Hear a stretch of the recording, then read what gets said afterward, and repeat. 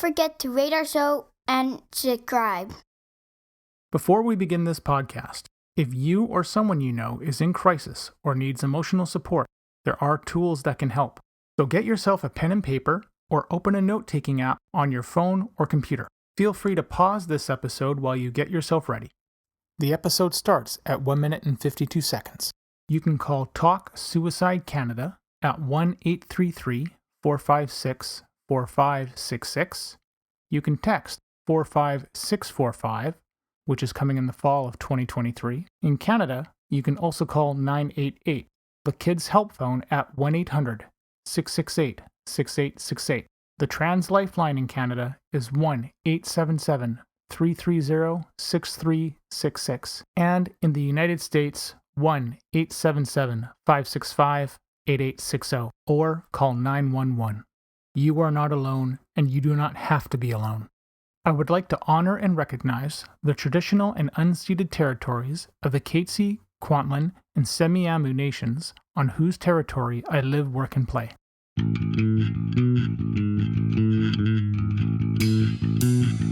Welcome to We Are the ADHD Family podcast. This podcast is meant to chronicle our journey with ADHD, autism, and other discoveries along the way. I reach out to advocates, experts, individuals, and other families that want to raise their voices and empower those on their journey. My name is Mark Smeets, and I am passionate about removing barriers for others through creating connections and building on strengths and practical problem solving. I am married to Siobhan, a parent of 2 wonderful kids, and all of us have ADHD.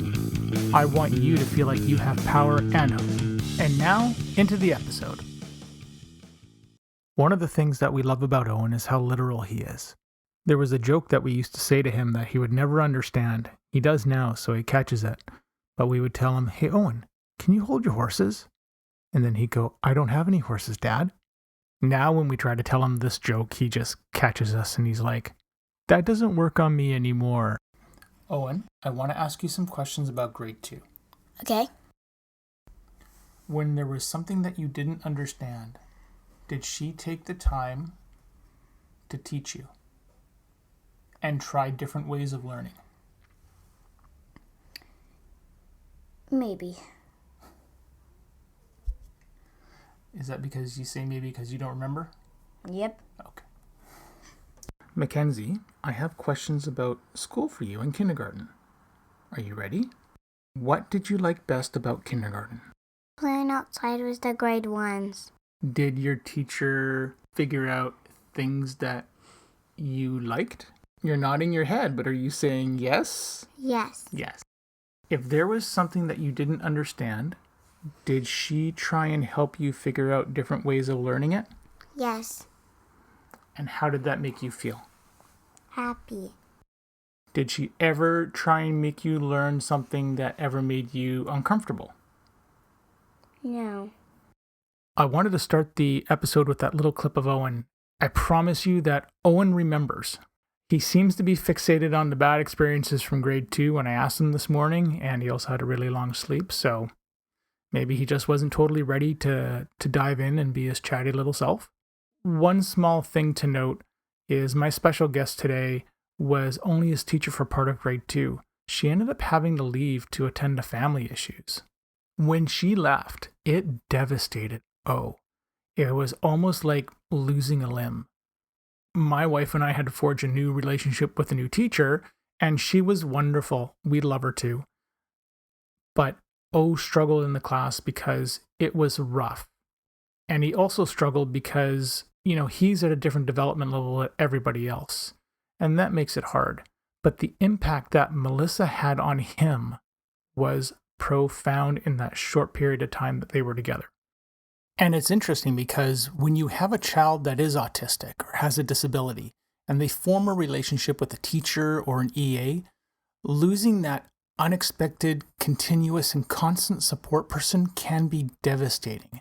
And I know that's one common problem I've heard of in schools up here. You also heard Mackenzie in that clip, and what you couldn't see was that she was answering every question with a shrug of her shoulders. So I had to try to have her use more words since obviously you can't see us, and you can't see how she's answering. Mackenzie also had multiple teachers for kindergarten at one point this year, and both of them were absolutely wonderful.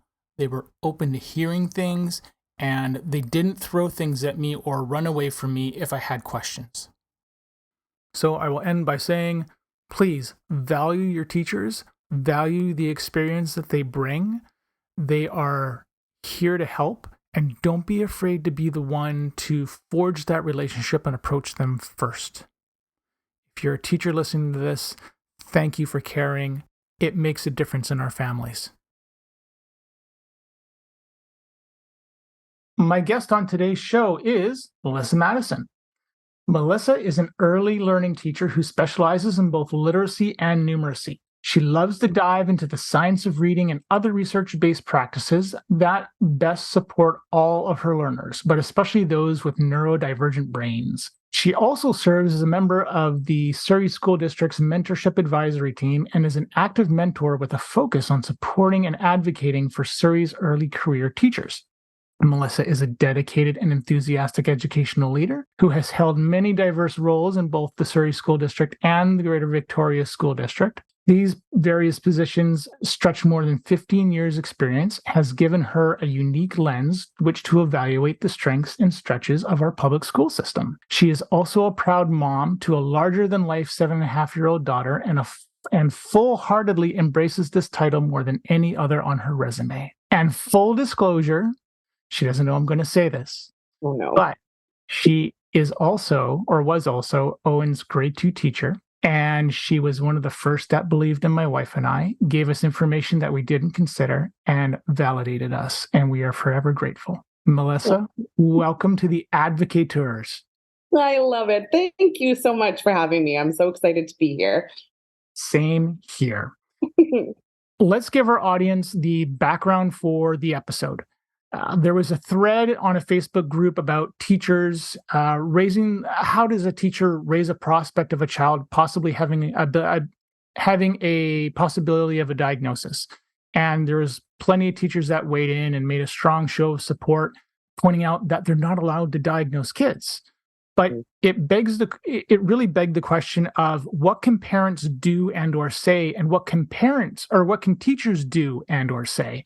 So Melissa and I, we basically thought it would be a great conversation where we could give practical advice and tips on this process, lay out some realities for both parties as we sit here and try and help kids. So the overall goal of the episode is to give parents and teachers practical tips on how a conversation can be started if they suspect that their child or student may have a disability.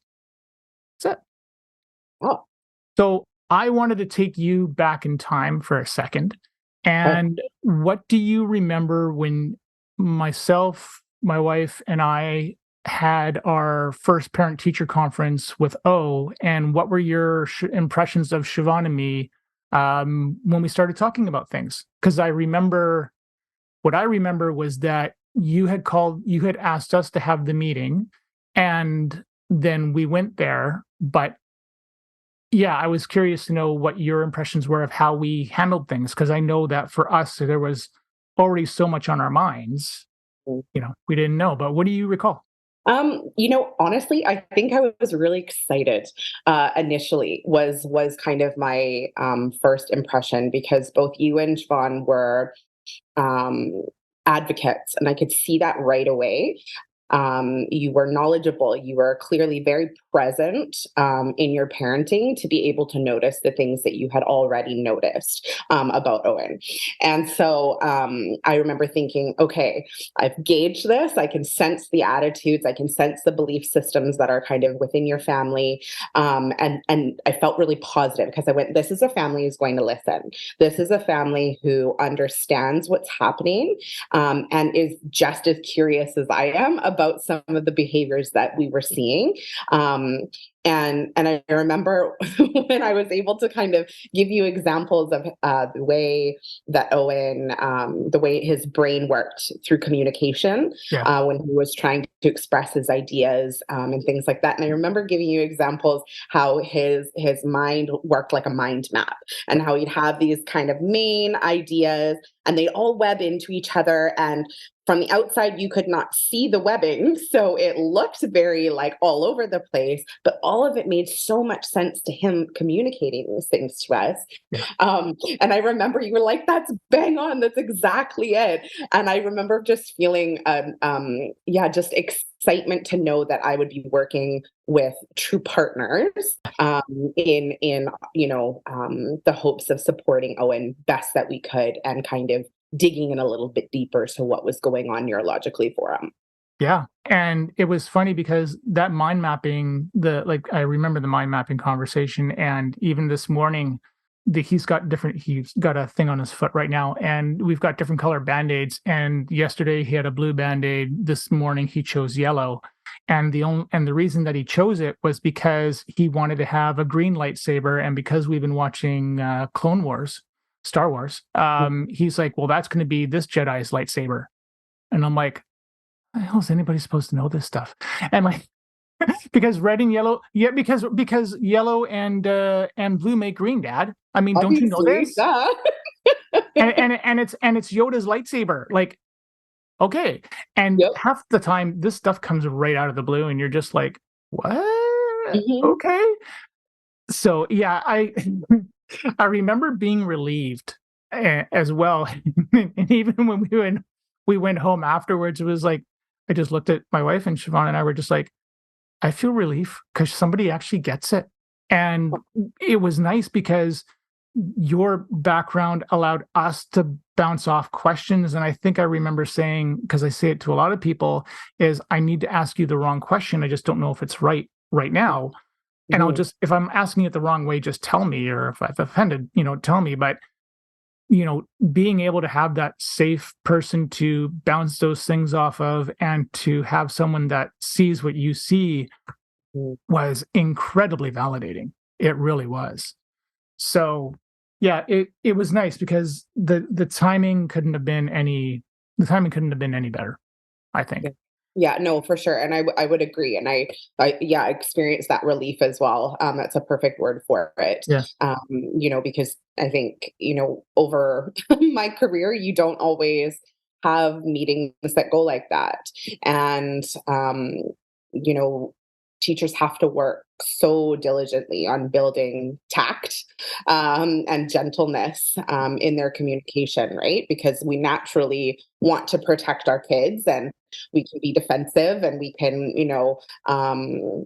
denial is a very comfy place to live, I think, a lot of the time, right? Yeah. We, as humans, we don't like being uncomfortable, right? So yeah, having your openness and all of that. And I always kind of, my philosophy, because I've taught K through 5 in terms of, investment in those grades over years. And when I switched from kindergarten to grade 2, my internal motto was the idea that no one falls through the cracks after me. Like, I'm their last catch before the fall. I think I remember you saying this to us. Mm-hmm. Yeah. And it's so important, because I think a lot of the time, when kids enter kindergarten, we give them so much grace, right? Yeah. And as we should, right? Kindergarten is a huge undertaking for a 4 or 5-year-old, right? Yeah. And development is different for every child, and so there's a lot of grace in kindergarten that we extend to our learners, because there's so much going on for them. So when we notice these behaviors, we may or may not bring it up to parents, but it usually ends up being like, well, let's give them another year. But it's interesting, because the 2 questions I have, I wrote down the first one because I'll come back to it. But you're talking about that grace, and I've seen, at our school, and actually not just our school, I've seen it in a bunch of schools where teachers and administrators will basically say, I get that kindergarten's a tough year. That makes sense. But I think with us, we and our parents like us, or families like us, there might be a little bit of an exception to the rule of, there are things that we were seeing that we've just seen since birth. And we're just like, no, I don't want to I don't want to see the grace side of things. I want, there is something there. Yeah. And I remember we talked about dyslexia. And it was just like, if we had gone back and if we could go back in time and sort of pick that out of kindergarten, we could have said, there might have been something. I don't know if it would have started a different ball rolling, but I think for the most part that was sort of just kind of missed because it wasn't fully on the radar, but it was like just off, not like just off, just before the peripheral ends, just there.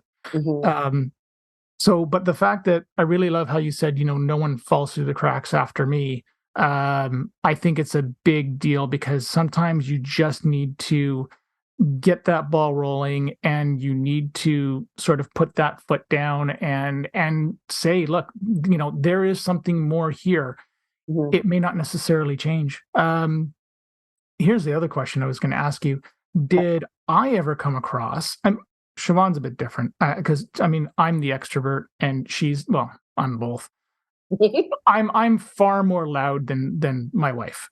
But did I ever come across as pushy, or maybe pushy is the word, or did I become that not I don't want to say that parent because I take that as a compliment. And I know I can be that parent.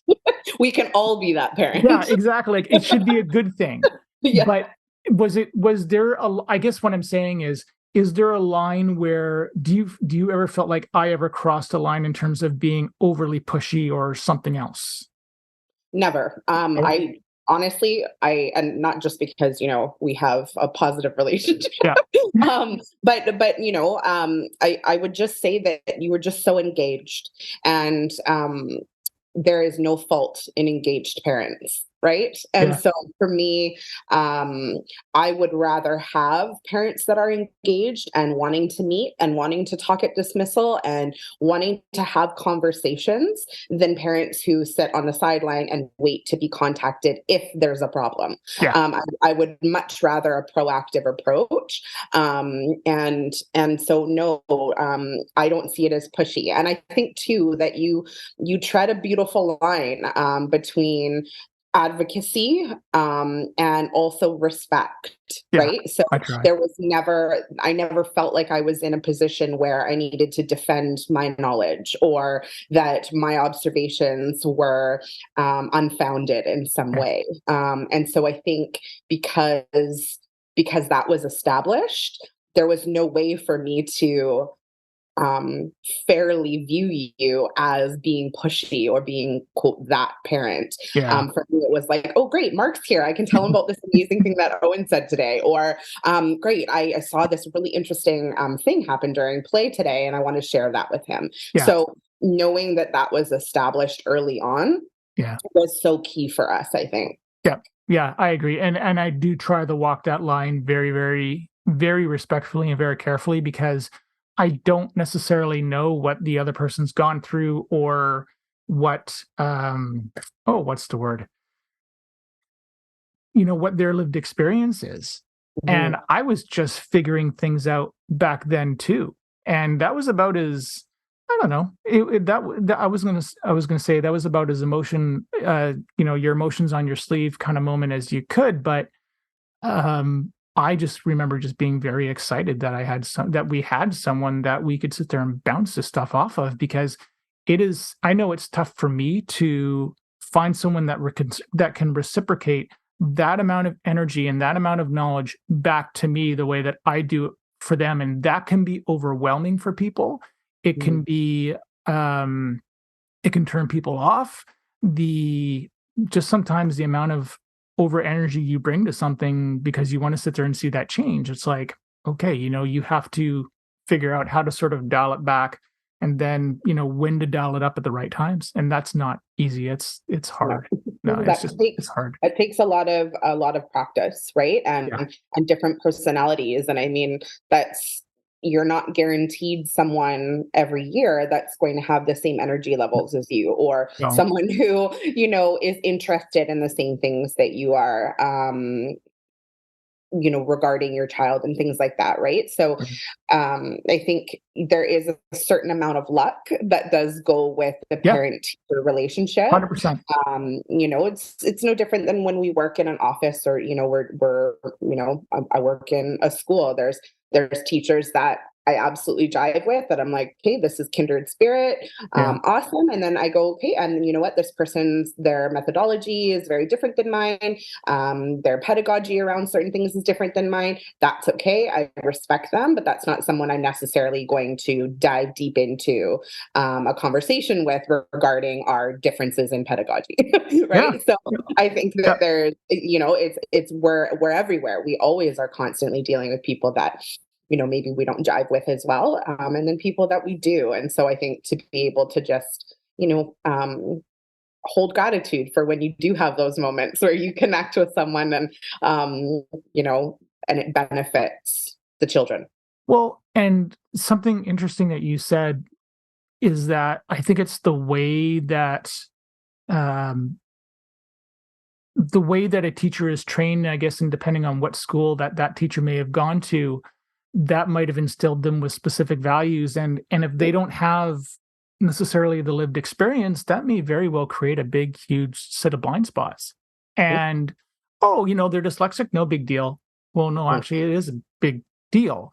You can't just gloss or pass something over like that, let alone with any of the other disabilities. But I like how you phrased it like that, because I think it's a good thing. There's a practical tip right there. And I know I wrote that in my notes to you. It's knowing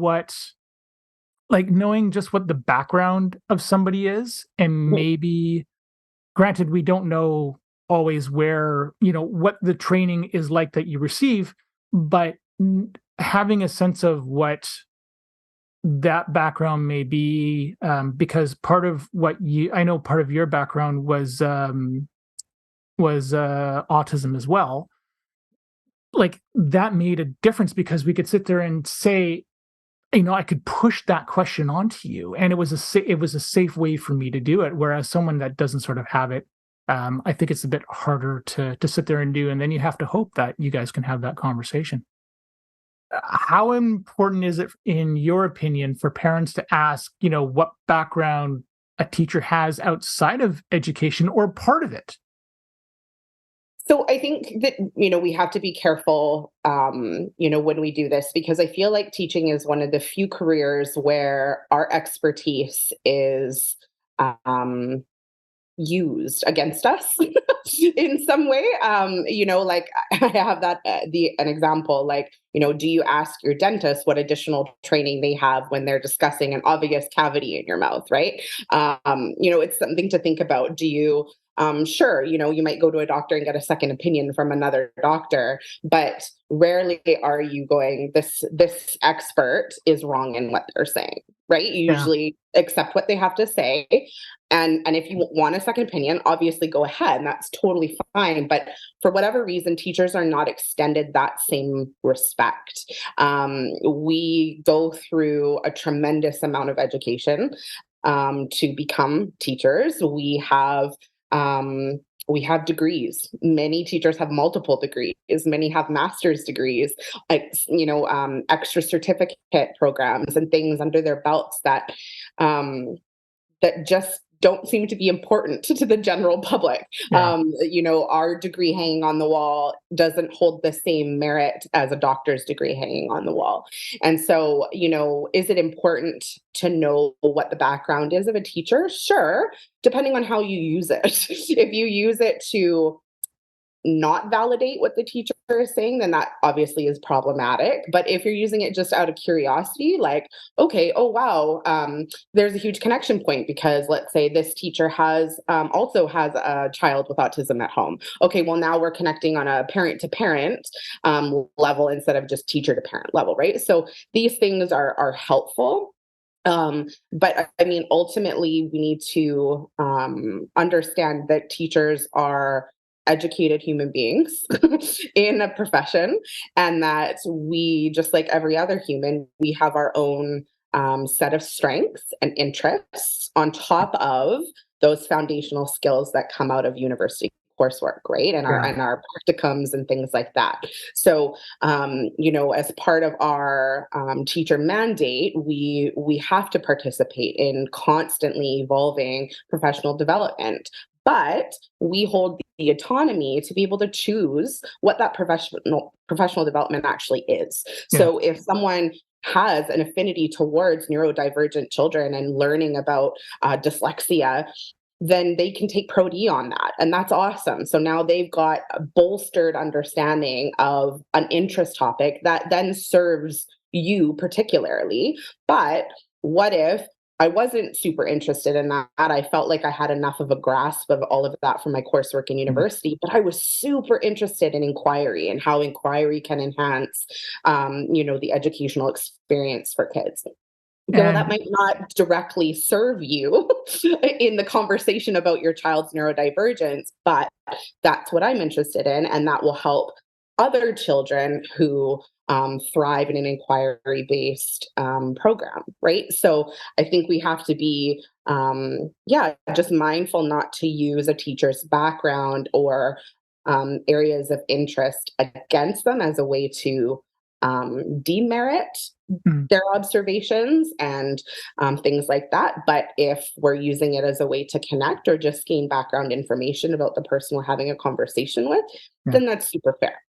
Well, and just to back up just a tiny bit, the one term you were saying when you said Pro D, you meant like I know you meant Right. professional development Yes. days. We just know them as Pro D days. Hmm. And in many of the school districts, you can choose to do certain, what's the word? You can choose to do certain courses and such that the school district may put together a special guest speaker, and you can go attend and learn more.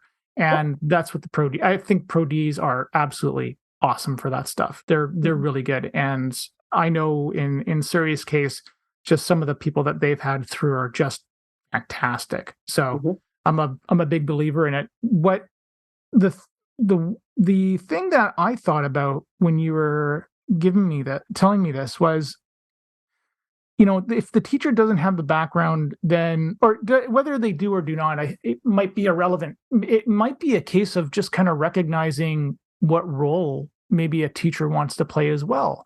Mhm. And if the teacher doesn't, let's say, they don't have a background in anything neurodiverse related, well, maybe they have to connect with the with LST. And I Mhm. totally forgot what LST's what it meant. Learning support Learning teacher. support teacher. Yeah. Thank you. I just And then blanked there's, out on my own brain there. no, that's But okay. And then we have IST as well, which is integration support teacher. yeah.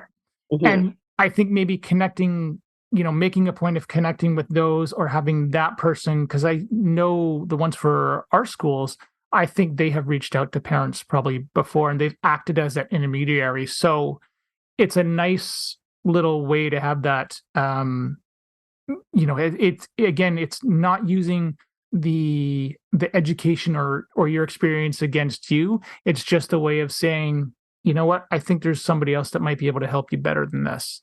And Absolutely. that's probably a good idea. And I mean, you can even go through probably the principal on that one too, I think, or the VP if you've got Mhm. a VP, And if you've got a vice principal in your school.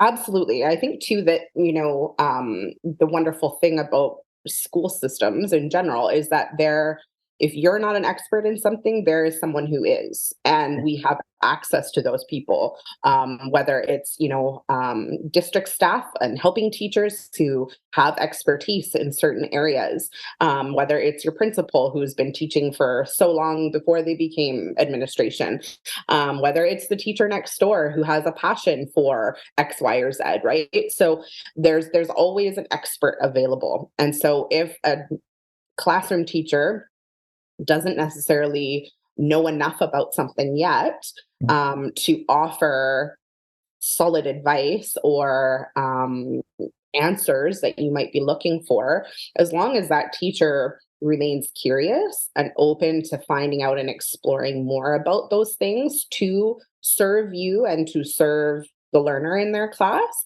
then I don't think the background matters so much, right? Like I think about like even just myself as a parent, right? Did I know how to care for a newborn when my daughter was born? No, I learned on the way, right? Yeah. So, we're constantly evolving as parents, as humans, as professionals, and so, knowing what I know now, even about my own daughter, or about students that I teach year to year, that didn't just happen overnight the minute I hung up my, Bachelor of Education degree, right? That came from further curiosities, from student situations that I faced for the first time that I needed to explore more about, right? So doing our own research, looking into things, talking to the experts, all of that is a part of the process too, right? So, we can't say, oh, because you don't know about that, your opinion isn't valid here. It's as long as the teacher is open to exploring, to hearing more. For the sake of time, we're going to take a pause, and in the next episode, Melissa and I are going to discuss declaring why I don't know is a good thing and what avenues can you go down. Being specific about the questions that you're seeking an answer to, the importance of listening and its role for both parents and teachers, defining the role of a teacher, and the pressure on parents to be experts teaching kids after school is done. I hope you're able to take away some solid advocacy tips from what you've heard so far. See you in the next episode. Thank you for listening to our show. One of the things that we love about Owen is how literal he is. There was a joke that we used to say to him that he would never understand. He does now, so he catches it. But we would tell him, "Hey, Owen, can you hold your horses?" And then he'd go, "I don't have any horses, Dad." Now when we try to tell him this joke, he just catches us and he's like, "That doesn't work on me anymore."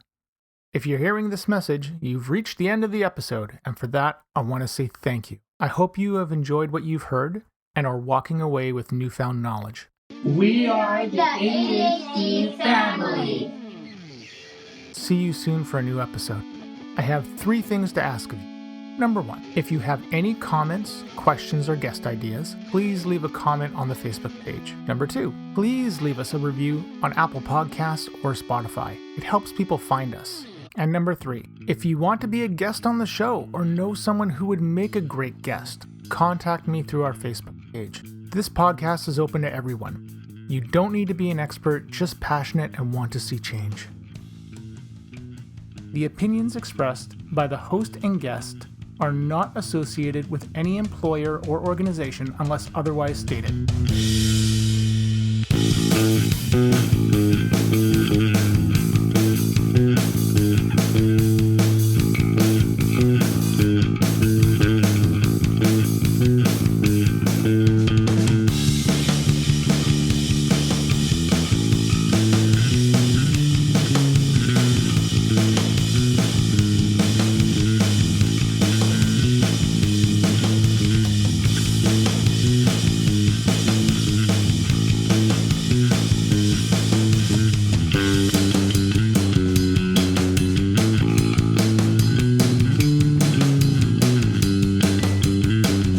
Any medical information on this site and podcast is provided as an information resource only and is not to be used or relied on for any diagnostic or treatment purposes.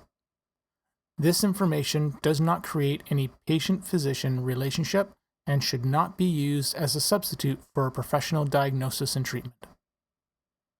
Please consult your healthcare provider before making any healthcare decisions or guidance about a specific medical condition. The show, host, and its guests expressly disclaim responsibility and shall have no liability for any damages, loss, injury, or liability whatsoever suffered as a result of your reliance on the information contained in this site or show. By visiting this site and listening to this show, you agree to the terms and conditions, which may from time to time change or be supplemented by the show host.